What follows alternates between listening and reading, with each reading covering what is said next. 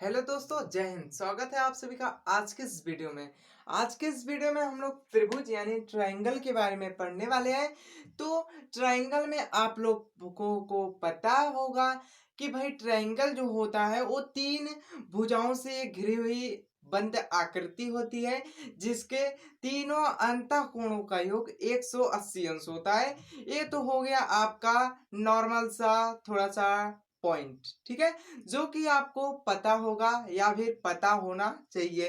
तो आज की इस वीडियो में हम लोग त्रिभुज के सर्वांगसम आकृति तथा समरूप आकृति के बारे में पढ़ने वाले हैं। जैसा कि आप लोग कंफ्यूज रहते हैं कि भाई समरूप आकृति क्या होती है और सर्वांगसम आकृति क्या होती है। कुछ लोग कहते हैं सभी समरूप आकृतियां सर्वांगसम होती हैं और कुछ लोग कहते हैं कि सभी सर्वांगसम आकृतियां समरूप होती हैं और कुछ लोग कहते हैं कि भाई सर्वांगसम क्या होता है और कुछ लोग कहते हैं कि समरूप क्या होता है।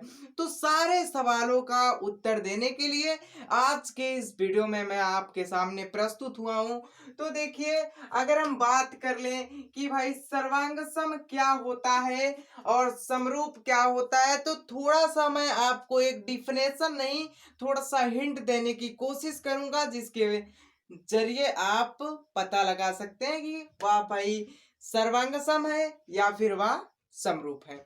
देखिएगा ध्यान से, ऐसी दो आकृतियां कितनी आकृतियां, दो आकृतियां जिनकी साइज, क्या साइज और शेप, शेप माने तो माप माने आकार, ठीक है, शेप माने आकार और यहां मैं लिख दे रहा हूं शेप, ठीक है, शेप और क्या होता है अमाप, ठीक है, अमाप यानी कि साइज, साइज, ठीक है, साइज, साइज की स्पेलिंग मुझे भी लगता है गलत है, ठीक है, तो आप समझ लीजिएगा साइज है। अब पता नहीं यस रहता है कि सी रहता है, आप कोई भी लगा लीजिएगा, ठीक है। तो देखिए, यदि दो त्रिभुज या फिर दो आकृति की जो आकार है और उसका आमाप है, ये दोनों क्या हो, बराबर हो, क्या हो भैया, बराबर हो। माने आप समझ नहीं पा रहे हैं। देखिए, आकार जो है, पहली आकृति का जो आकार है वो दूसरी वाली आकृति के क्या होना चाहिए, बराबर होना चाहिए। और पहली आकृति का आमाप, आमाप माने माप, उसका साइज, कैसा साइज है, वो दूसरी वाली आकृति के आमाप के बराबर होना चाहिए। जैसा कि मैं आपको बताने जा रहा हूं, तो ध्यान से देखिएगा। एक त्रिभुज नहीं, मैं गोला ले रहा हूं, वृत्त ले रहा हूं, दो वृत्त में ले लिया, ठीक है, दो वृत्त ले लिया। एक का डायमीटर, सॉरी रेडियस, एक का रेडियस है दो, रेडियस कितना है, दो है, और दूसरे का रेडियस कितना है, दूसरे का रेडियस भी दो है। तो आपको लग रहा है कि भाई जो आकार है, आकार माने जो उसका रंग है, रूप जैसा, रूप हम कह सकते हैं आकार को। जैसे कि हमारे पास दो मार्कर हैं, कितने मार्कर हैं, दो मार्कर हैं हमारे पास। तो इन दोनों का जो रूप है वो सेम है, ठीक है, क्या है, सेम है रूप। ससुरा इसका तो अलग है रे, देखिए सॉरी, इसका अलग है, ये काला इधर आ इधर। तो इन दोनों का जो क्या है, आकार है वो सेम है, रूप इन दोनों का सेम है। ये अगर बात करें इसकी, तो ये छोटा है बड़ा है, ठीक है, इसलिए हम इसकी बात कर रहे हैं। तो दोनों का आकार आपका सेम है। यदि आमाप इस दोनों की बराबर हो, यदि आमाप भी दोनों की बराबर हो, तो ये दोनों आपस में सर्वांगसम होंगे। क्या होंगे भैया, सर्वांगसम होंगे। तो आमाप जानने के लिए हमको इसको नापना होगा। भाई ये 15 सेंटीमीटर का है, ये कितने का है, ये भी 15 सेंटीमीटर का है। इसका गोला कितने व्यास का है, कितना इसका व्यास है, कितनी इसकी त्रिज्या, इस गोले की, इस गोले की त्रिज्या कितनी है, 0.2 mm, इस गोले की 0.2 mm। तो हमको ओवरऑल सब पता चल गया कि भाई जो मार्कर की आकार है और जो मार्कर की साइज है, वो दोनों क्या है, दोनों मार्कर की साइज और दोनों मार्कर का शेप आपस में बराबर हैं, जिसके कारण जो है ना ये दोनों मार्कर क्या है, समरूप सॉरी सर्वांगसम मार्कर हैं। क्या है, सर्वांगसम मार्कर। जैसा कि मैं वृत्त 1 दिया हूं आपके सामने और वृत्त 2 दिया हूं आपके सामने, तो बताइए जब ये दोनों का आकार जो है वो सेम आपको दिख रहा है, माने ये दोनों का जो होलिया है, इन दोनों का जो रूप है वो आपको सेम दिख रहा है, बिल्कुल दिख रहा है कि नहीं, बिल्कुल दिख रहा है। और इन दोनों की जो रेडियस है वो आपको सेम दिख रही है। इसकी भी रेडियस 2 है, इसकी भी रेडियस 2 है। यदि हम बात करें इसके क्षेत्रफल की और इसके क्षेत्रफल की, तो भाई पाई आर स्क्वायर होता है।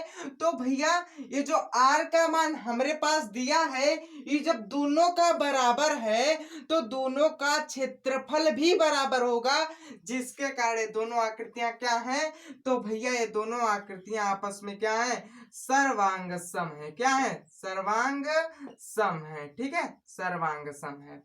अब देखिए समरूप पे नहीं जाते हैं हम, एक बार और थोड़ा सा एक एग्जांपल लेके देख लेते हैं। जैसा कि मैं आपको इस साइड दे दिया हूं, ये 2 त्रिभुज आपके हैं। कितने त्रिभुज हैं, ये 2 त्रिभुज हैं। ठीक है, 2 त्रिभुज हैं और ये ए बी और सी है, A P sorry P Q R है। ठीक है, ए बी की जो लंबाई है ना, ए बी भुजा की जो लंबाई है वो 2 मीटर है आपकी, और बी सी भुजा की लंबाई 3 मीटर है। अरे भाई साहब मान लीजिए ना, हम आपको मनाने की बात कर रहे हैं, सॉरी मानने की बात कर रहे हैं।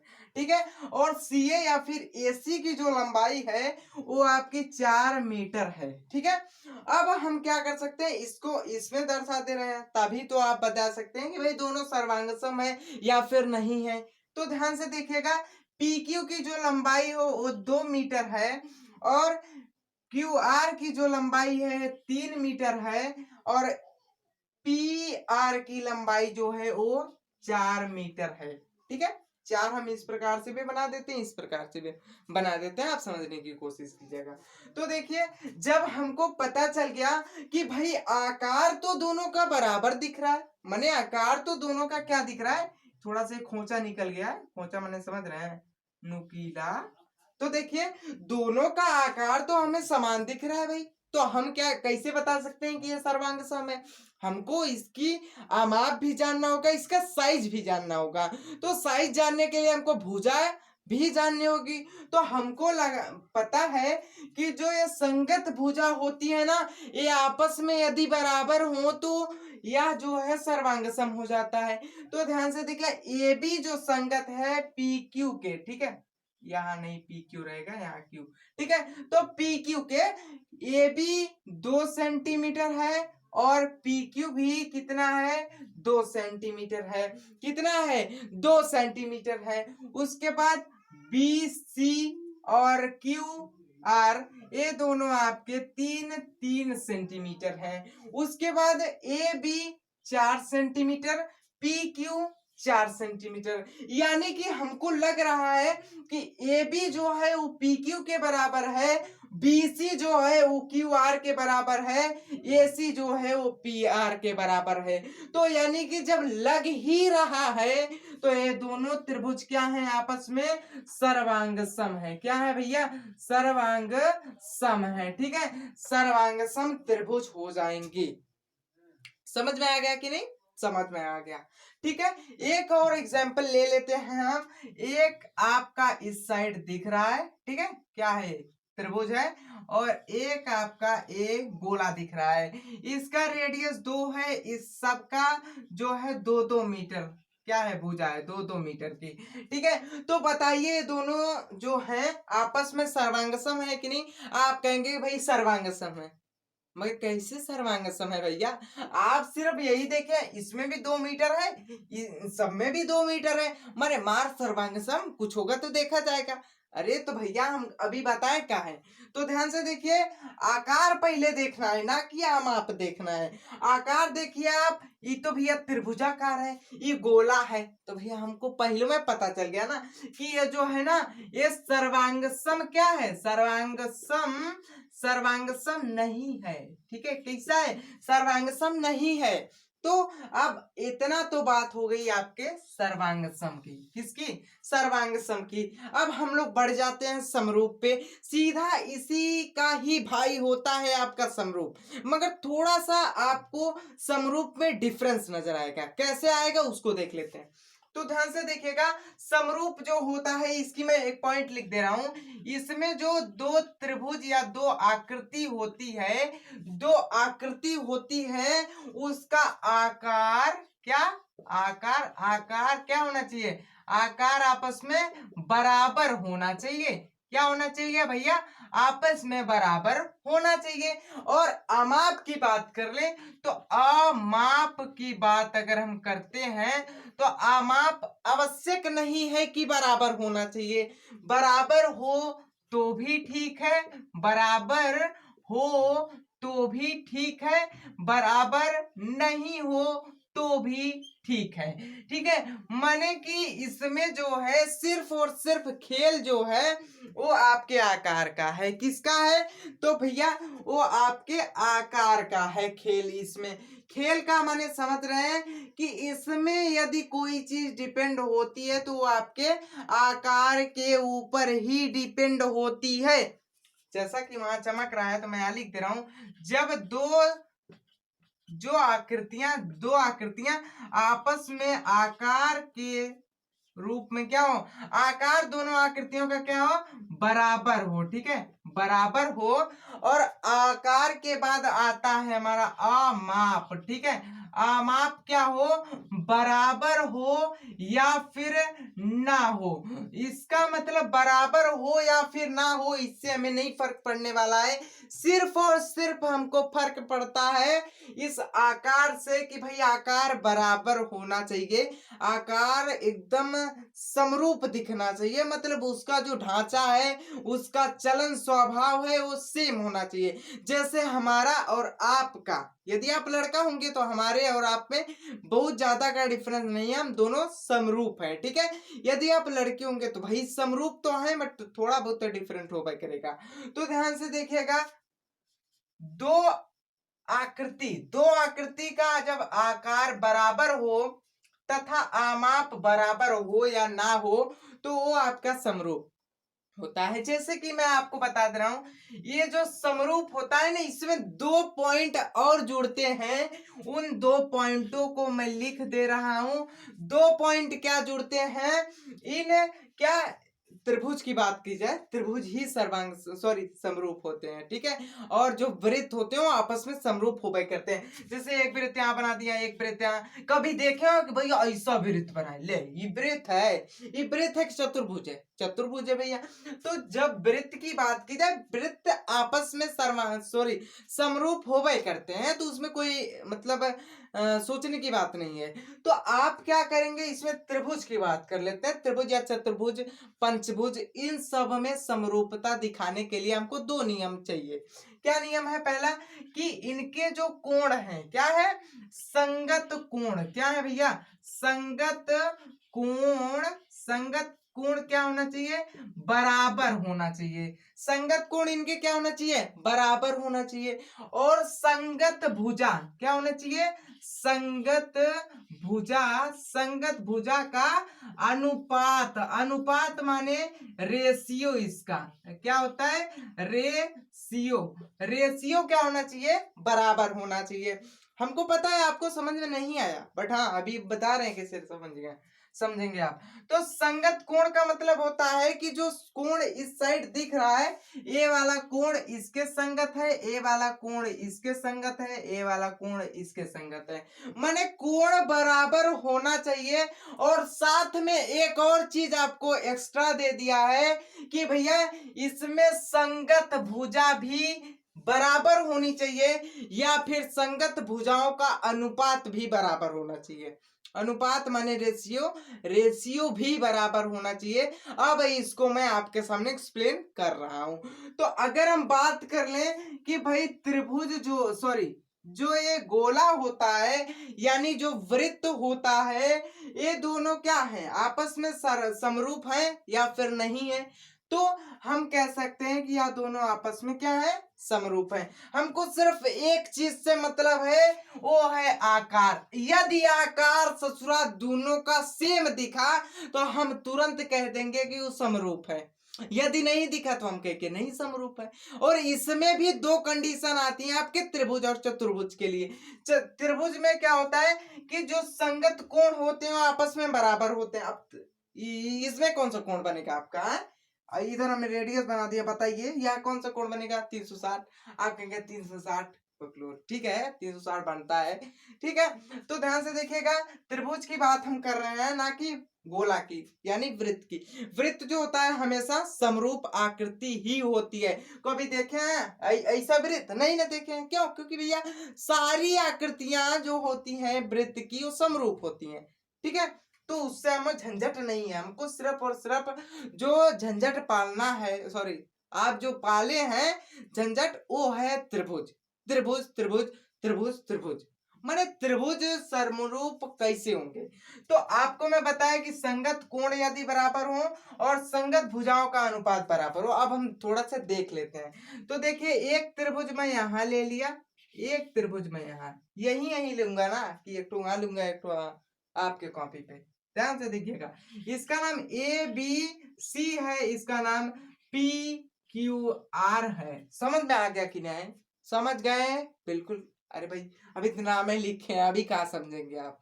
तो ध्यान से देखिएगा, ए बी की जो लंबाई है वो है 2 मीटर। दो मानिए, मीटर को मारिए गोली, गोली नहीं बम से उड़ा दीजिए। वो ससुरा आप आएगा तो आपको डिस्टर्ब करेगा वो, तो इसलिए हटाइए उसको। आप ऐसे समझ लीजिए, इन दोनों के सॉरी ए बी के बीच की जो लंबाई है वो है 2, और बीसी के बीच की लंबाई है 3, एसी के बीच की लंबाई 4। मान लीजिए ना, मानने में क्या जाता है, माना यह एक लड्डू है। ठीक है, माना यह एक लड्डू है, लीजिए खा जाइए, लड्डू है मान लिए तो मान्य मानना है सिर्फ, और कुछ ना करना है। और हम इस वाले त्रिभुज में ए आपका हो गया A2। ठीक है, इस वाले त्रिभुज की बात कर लें तो PQ की जो लंबाई है, PQ के बीच की जो दूरी है वो है आपका 4। ठीक है, मीटर में लीजिए, सेंटीमीटर में लीजिए, आई डोंट नो। ठीक है, समझ में आया कि नहीं? और QR की जो लंबाई है वो है आपकी 6। ठीक है, 6 है।